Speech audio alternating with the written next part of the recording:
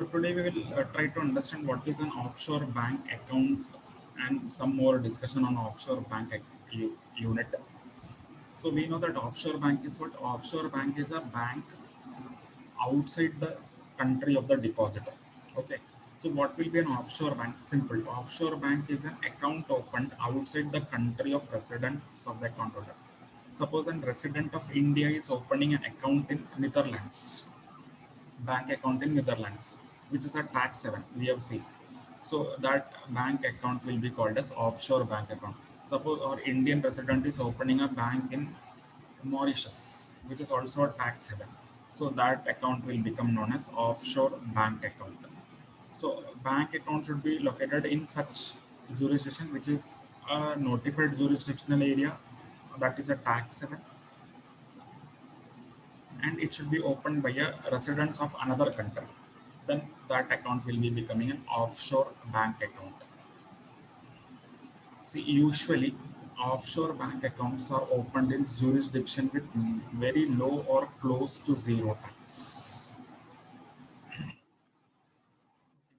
Cayman Islands, last class we have seen Cayman Island is an jurisdiction which is having no tax.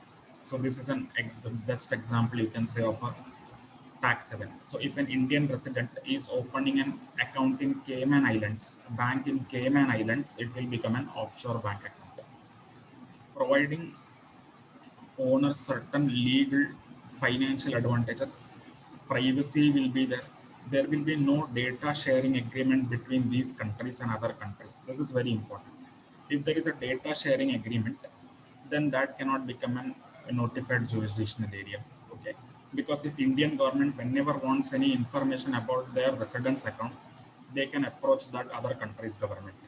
Okay, so if there is an agreement between India and another country for exchanging information, then that will not become a notified jurisdictional area. Notified jurisdictional area are those countries with which India does not have an agreement. Which agreement? Information exchange agreement, especially tax information exchange agreements. Okay, then these countries will have stability, protection of assets, income, etc. Okay, these are all secondary. Main is the zero tax benefit given in these countries, and there will be no exchange agreements between Indian government and these jurisdiction. That's why it will become a notified jurisdictional area.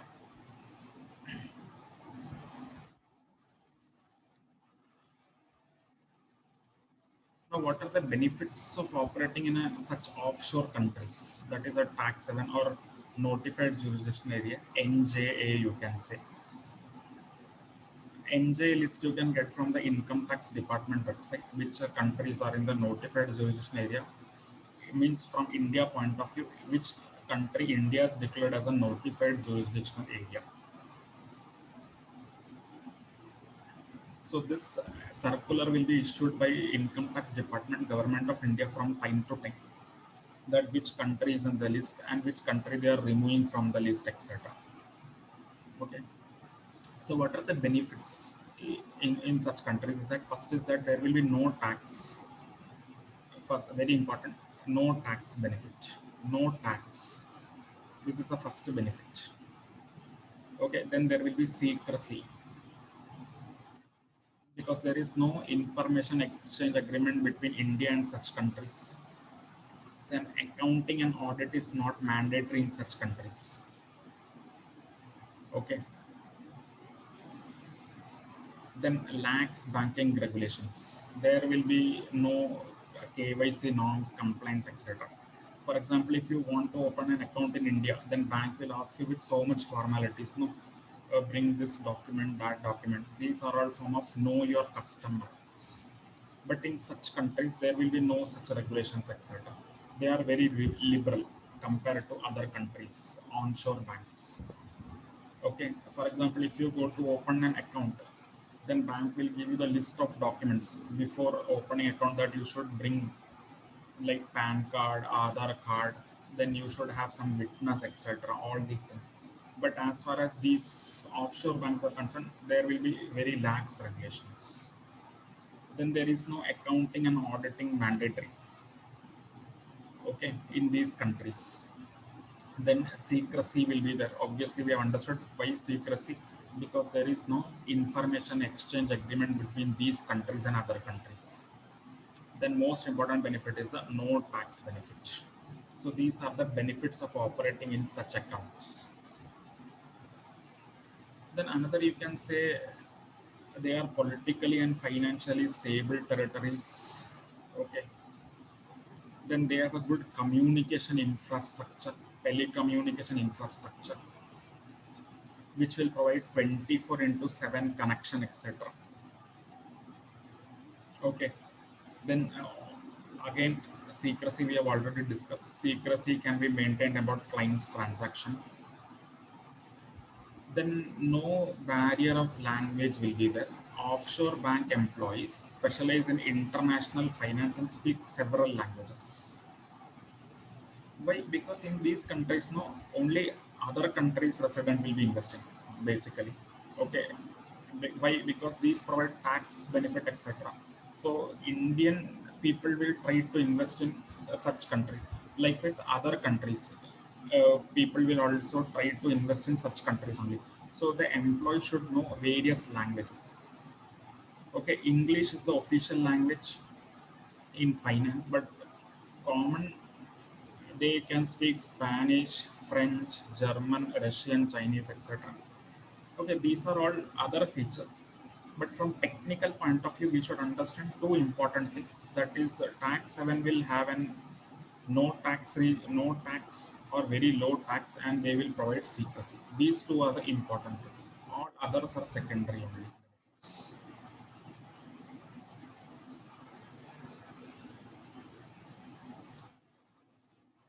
Okay, again, these are same points only.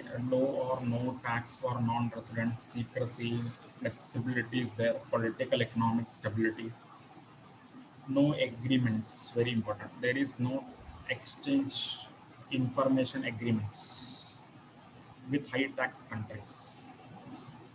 They have a good communication, telecommunication skill. Staff is multilingual. They can speak many languages and they are specialized in international finance. So these are all the benefits of international financial centers or offshore units, you can say.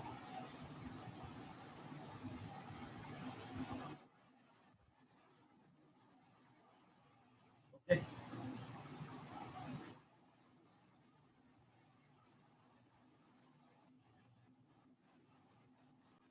Okay. So with the completion of the module number two, international capital markets, then now we will begin our discussion on the module number one.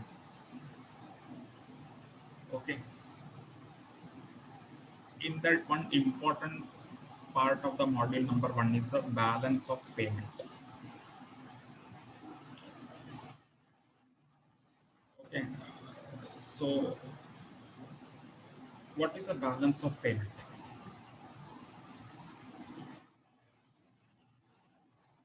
Before understanding what is balance of payment, we will have a just a first understanding of the premises on which the balance of payment is based. That is why balance of payment is prepared, etc.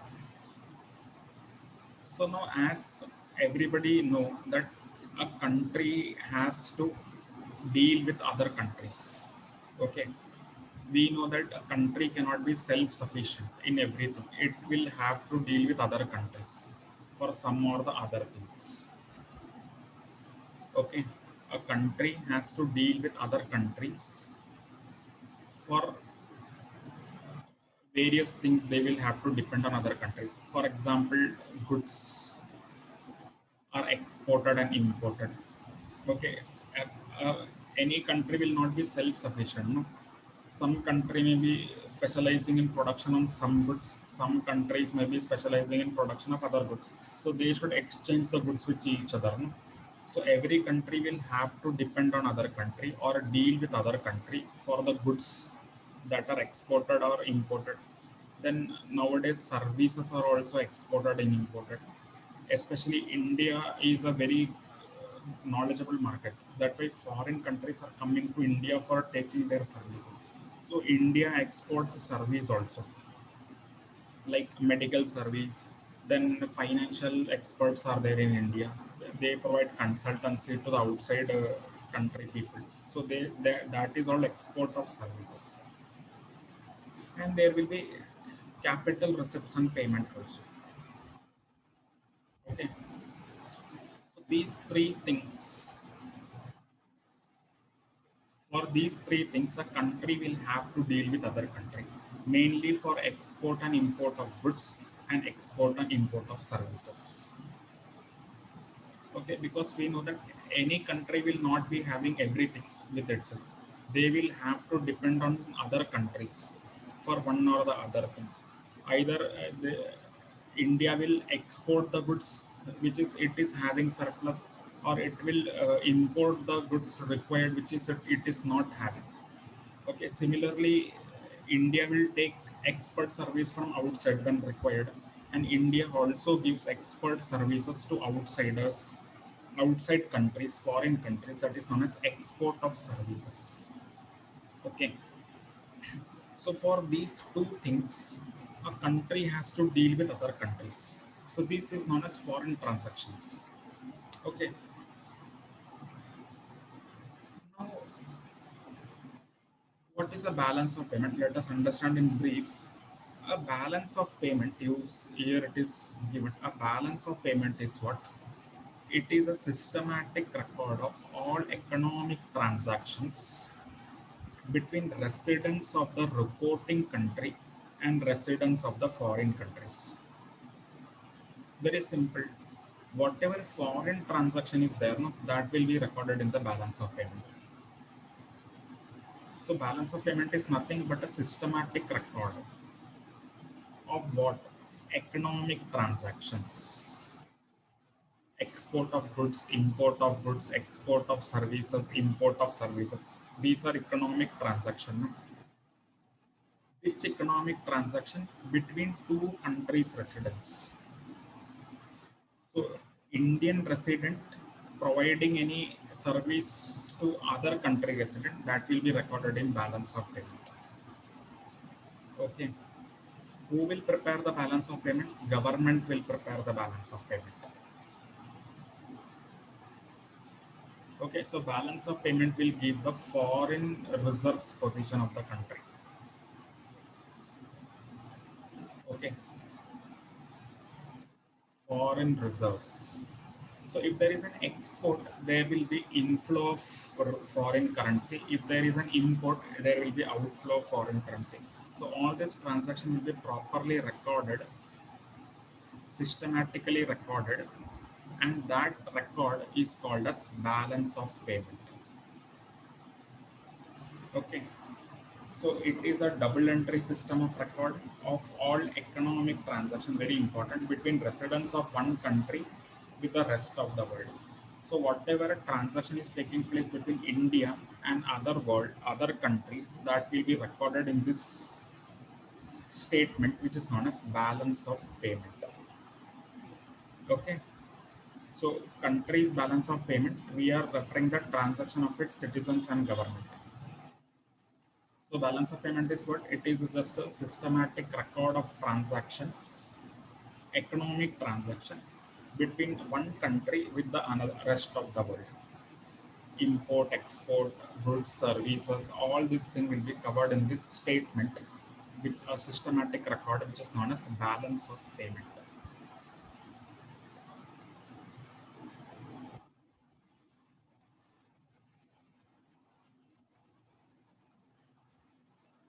So Reserve Bank of India has also given a definition of balance of payment. See, balance of payment is what? A systematic record of economic transactions.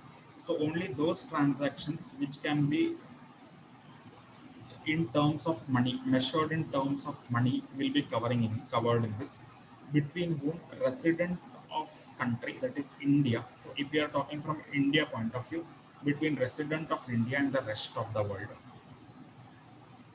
Okay, it presents a record of goods exported, services rendered outside India, capital inflows, payments for import services, capital transfers, etc. to non-residents also in India. So it will record both things: inflow of foreign currency, foreign exchange, inflow of foreign exchange, as well as outflow of foreign exchange. So inflow will be also there and outflow will be also recorded in this foreign exchange. And only remember one thing, it will record only economic transactions, those which can be quantified or measured in terms of monetary units between residents of two countries. From India point of view, it will be residents of India and rest of the world. What all it will record? Export and import transactions. That is inflow of foreign exchange, foreign currency, and outflow of foreign currency. So this is the basic concept of balance of payment. So today we are stopping here. We will continue further discussion in the next class.